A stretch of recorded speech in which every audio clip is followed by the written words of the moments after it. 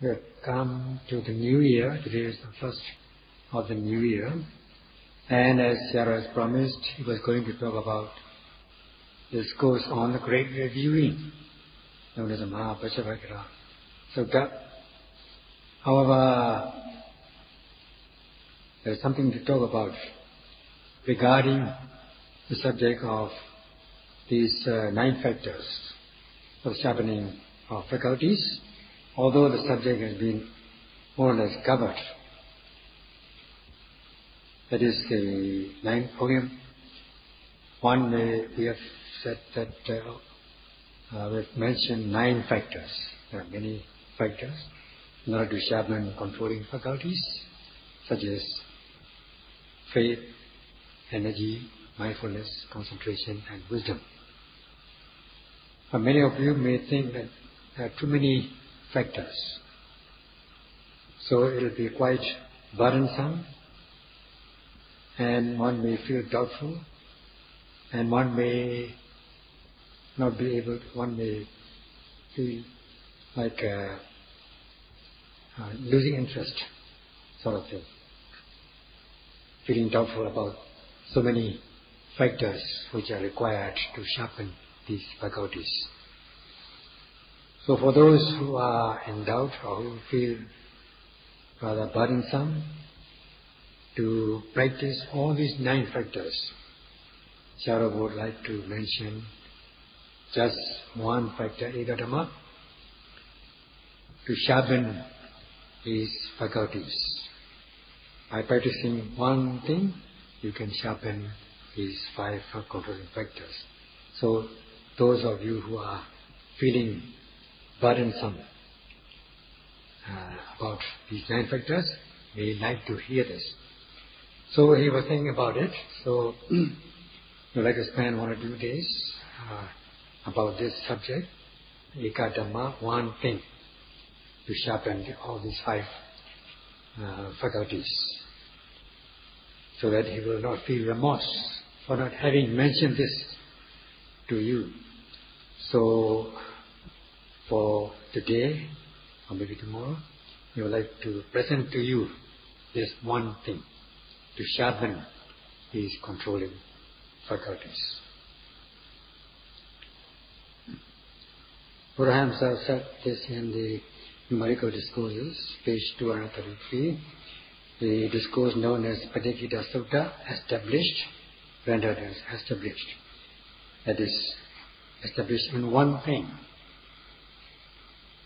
In order to cultivate this controlling factor of faith and confidence, saddha, so that one will not be shaken by lack of faith and confidence. If one is able to cultivate this faith and confidence, saddha. When one is able to deepen, exert energy, then one will not be affected or shaken by lack of energy. And if one is able to intensify one's mindfulness, one will not be allowing the impurities or undermining elements to enter one's stream of consciousness due to the lack of mindfulness. Because one is able to deepen one's concentration, there will be no distraction, not affected or shaken by discursive thoughts. And because one is able to cultivate wisdom, one will not be affected by delusion or lack of knowledge. So these controlling factors are very important, and if one is able to cultivate them, one will not be affected, and in fact one will become peaceful, and that's why it is necessary to cultivate these 5 controlling faculties. If on the other hand one is not able to control oneself or cultivate these controlling faculties, if one is not able to cultivate faith and confidence, then in the practice of high level discipline, one will not be able to exert energy, so there will be slackness, the mind will become slack, and there will be laid back, feeling of laid back, and not wishing to exert energy. And even if one exerts energy, very soon one gets exhausted. There will be sluggishness and indolence overwhelming you. And if one is not able to cultivate the controlling faculty of mindfulness, if one cannot activate mindfulness, one will not be able to deepen the concentration required, leading to lack of knowledge. Then one will be overcome by delusion, not knowing the truth. So in this way, time will be wasted. One will just while the time in this way, due to lack of these controlling faculties. Then one will not be able to control oneself, then one will not be able to win over oneself, leading to this wrongdoing, so that one will not be able to control oneself or control others. Others will also be affected. Because one's good deed contributes blessings to others. Now one is not doing good deed, because one is not able to control oneself, then society also will be affected. The whole world will be affected in this way. Therefore, cultivating of controlling faculties is the power of controlling oneself. If one is able to do that, one is said to be able to control oneself, or win over oneself, or winning self-victory. Then there will be no wrongdoing. So by living in this way, you will be able to live with proper training, dignity and honor, so that you will not be affected of others, that is society. Society will be safeguarded. So if you can control yourself, you will be able to control others. If you are able to safeguard your own little world, you will be able to safeguard the world of all of others, so that the world will become peaceful. There will be no heat, no wrongdoing. Such kind of energy or power of control is required by everybody. Today we shall discuss about this. Buddha himself has said, is if one is established firmly in one thing, that's Dhamma, then one is said to be developing, enhancing or increasing the five controlling faculties. Now in this expression, the Buddha has given this word, Subhavidani, that means not ordinary practice, but practice well. That means practice fully. Only when one is able to practice this one thing fully, will one be able to increase or develop or enhance these five controlling faculties. So as for, there was given this maxim, which amounts to the same thing in local language, for the sake of the local yogis. So in this way, the Buddha has given this introduction, given this stanza as an introduction to his discourse on established. It is established in one thing.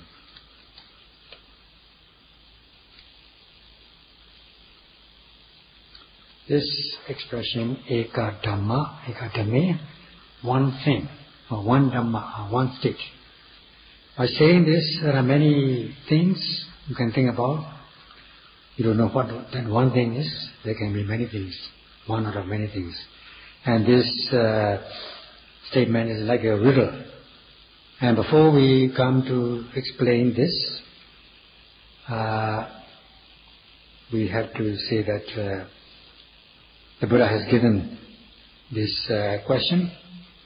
It is a question not for others to answer, but he himself wants to answer this question. That's why he poses this question. Namely, what is Eka Dhamma? What is this one thing? In which kind of one thing that one must be established in? That is a question posed by himself. And he gave the answer by himself. Appamada or Appamada, meaning heedfulness. That is, bhikkhu or yogi should be established in one thing, namely heedfulness. Appamada in Pali. So that your 5 controlling faculties will develop, enhance and grow. In other words, that Ekadhamma, one thing is none other than Appamada, heedfulness, which is the reverse of Pamada, heedlessness. Negligence, rendered as negligence or heedlessness. Heedlessness means, negligence means neglecting or heedless, to observe what should be observed and to abstain what should be abstained from. Such is Pamada, heedlessness or negligence. Neglecting from what should be, not observing what should be observed, or failing to observe what should be observed, and failing to abstain from what should be abstained. Such is Pamada, heedlessness, which is the reverse of Appamada, heedfulness. And as a direct meaning of Appamada means not neglecting or heedful in abstaining what should be abstained, and not neglecting or not feeling or heedful in observing what should be observed. So this means, in another sense, one should not fail in practicing along the path as laid down. So failing means Pamada, and not failing means Appamada. In the text qualified this expression Appamada, heedfulness, is quite noteworthy. It is given as having a meaning which is large and wide. It has a large meaning, a big meaning, and it has a wide meaning. It covers the whole Veda's literature, 3 baskets of literature, and if one has to say 3 baskets will enter into Appamada, or Appamada will cover the 3 baskets of literature. Meaning, not to fail what should be abstained, not to fail in what should be observed. So, if one is not failing, or if one is neglecting what should be observed, not neglecting, not failing in what should be abstained from, then everything, it covers everything. It covers the entire literature, namely the 3 baskets of literature, Vedas. So if you just try to cover the 3 baskets, they will all be entering into, or they will all be covered by Appamada, just one thing, namely heedfulness. So much is this rendering, so much is this one thing large and wide. And the example given here is among land animals, elephant is the largest. So is its footprint. Because if you put other footprints of other animals, they will all be contained in this elephant footprint. So much is it big, so much is it wide. So also monks, and the Buddha said, that all these wholesome deeds which will bring about prosperity and welfare for beings are based on heedfulness, Appamada. They will all come into, or they will all end up with Appamada. So Appamada is the most supreme of all the states, of all the things known as Eka. The Buddha has said like this. And what kind of Appamada will it be? What is the rendering of Appamada? In what sense is Appamada? Appamada is rendered as living with mindfulness, not living without mindfulness. Such is the essence of Appamada.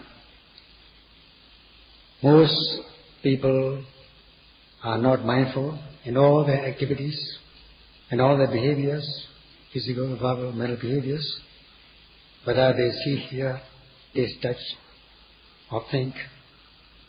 Mostly they are not mindful. So living mindfully or living without unmindfully or living mindfully is Appamada. That means activating mindfulness continuously all the time. Whatever you do, one should be able to live with mindfulness or be established in mindfulness. Activating so that mindfulness is sustained on an object. Exactly, that is what the yogis are doing now. They are practicing mindfulness except the time when they are fast asleep. In all the four postures, either in a large way or small way, that is every time they see, hear, taste, touch, think, they are living with mindfulness, not without mindfulness. So they are also activating mindfulness about obvious objects as they arise continuously, establishing in mindfulness. Such is Appamada, heedfulness. Now when we talk about Pamada, which is the reverse of Appamada, there are three parts or categories or grades of Pamada, that is heedlessness, namely gross form, medium form, and refined form. So too with Appamada, heedfulness, there are three grades. Now as for the three grades of Pamada, this gross form is indulging in immoral deeds, which he does. There are three sections of immoral deeds, or 10 sections of immoral deeds. That is the gross form of Pamada. And then we have this indulging in sense desire, sense pleasures. This also comes under Pamada. And also not being able to activate mindfulness in the practice of Satipatthana, or even if one is slack in the practice of Satipatthana, that also is Pamada. In this way, the Pamada is divided into three things. Now as regards the gross form, that is indulging in immoral deeds, one is the committing transgressive forms of defilements, not controlling one's mind, leaving the mind uncontrolled, committing unwholesome deeds, akusala, or immoral deeds, dukkaritas, not knowing the flaws or disadvantages of committing such unwholesome deeds. So not having faith or confidence in the unwholesome deeds and its consequences, so that one has courage. This kind of courage is unwholesome courage to commit unwholesome deeds, and also leading to wrongdoing, wrong mindfulness, wrong concentration, and wrong views. Not knowing how to abstain from what things which should be abstained, and not knowing how to observe what should be observed, and not believing in the results of such things, immoral deeds, so that one dares commit such things. Such is the gross or coarse form of Pamada. And if one understands, on the other hand, if one understands the pros and cons of these unwholesome deeds, and one has enough courage, in this case good courage, to activate mindfulness, to be mindful, and knowing what should be abstained and knowing what should be observed, not leaving the mind uncontrolled, but controlling oneself, practicing the restraint of oneself. And then even if one make a mistake, one feel remorse and will not promises not to commit such mistakes in future. Such is Appamada, reverse Appamada. In other words, failing to observe what should be observed and failing to abstain what should be abstained from, committing unwholesome deeds is Pamada, and abstaining from what should be abstained and observing what should be observed is Appamada. So one should not fail to abstain from these immoral deeds. That is a very gross or coarse form of Appamada. And this abstention from immoral deeds is not just discipline or law or belonging to one country or one person or one group. It is a universal law. That is, to abstain from three physical immoral deeds, that is killing, stealing, sexual misconduct. They are not in keeping with the human conduct. It can also cause one's own suffering. They are despicable, fearful, and one should be afraid of it. If one knows that one knows in this way, one will not fail to abstain from this. It will be easy for one to abstain from these immoral deeds. In this way, one abstains from what should be abstained and observe what should be observed, so that one will not be defiled. At the same time, others of the society is safeguarded. That is, one is conducting like a human being or conducting human conduct. If one is transgressing in this way, especially this gross form of misconduct, physical misconduct, then one is failing in one's human duty, human conduct, so that one's conduct also will be disrupted. One will be losing one's dignity and honor. At the same time, the society will be affected. If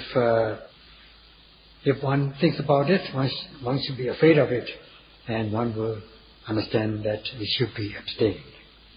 So also in the false speech, there are four kinds of speech, wrong speech, and they are despicable, they are fearful, and if one is able to abstain from these four kinds of immoral speech, then one is said to be observing this Appamada, heedfulness.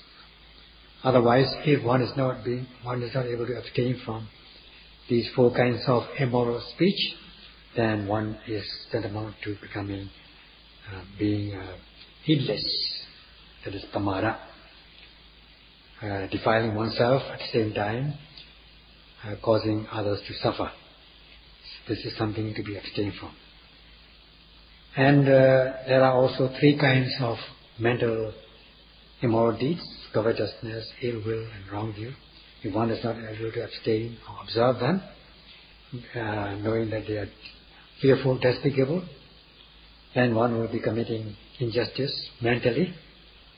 So, if one is not able to abstain from this, then one will be heedless, Pamada. Then one will be failing in the human duty, human responsibility. Thus, it will become Pamada, heedlessness. That is, failing in abstaining from these three mental immoral deeds. Such are the coarse forms of Pamada, that is, not being able to abstain from immoral deeds, leading to defilement, leading to one's own loss of dignity. At the same time, others of the society is not safeguarded, society is affected. So in this way, there are these 10 kinds of immoral deeds, or 3 kinds of immoral deeds. That means physical, verbal, and mental, which are to be abstained, not to be committed. And if one is able to control one's mind, with mindfulness, not to commit these immoral deeds, and one is said to be heedful, Appamada. If one is able to control in this way, not to commit immoral deeds, strictly does, one will be maintaining one's own honor and dignity at the same time, not affecting others, and instead others will be safeguarded. In this way, one will be able to purify one's physical verbal behavior so that it become peaceful, general, cultivated, and amiable. Such is the result of Appamada, heedfulness. And based on heedfulness, Appamada, if one is able to abstain what should be abstained and observe what should be observed, one will become satisfied with one's own behavior, that this is very beneficial, and one will become a real human being, a worthwhile human being, and one will cultivate faith and confidence in oneself, and then one will have more courage. One will be able to cultivate more courage to abstain from what should be abstained. More and more courage will be cultivated. Courage to abstain from unwholesome deeds and courage to do wholesome deeds. So that there will be the power of mindfulness and concentration will become strengthened, knowing the advantage of the practice, and also one's intellectual reasoning power also will increase. And by investigating, reasoning oneself, one knows that this is advantageous, this brings about benefit, and so that one will go on practicing repeatedly, so that once one becomes a real human being, possessing human mentality, at the same time the society is safeguarded. In this way, one will be able to maintain one's own peaceful world, at the same time creating a peaceful world for others, for the society, so that one is able to do something of benefit in one's own right. In this way, one will be cultivating these 5 controlling faculties in their own right, namely Saddha, Viriya, Sati, Samadhi, Panya. How wonderful it is! So in this way, this forms a basis for the sharpening of the controlling faculties. That's all for today.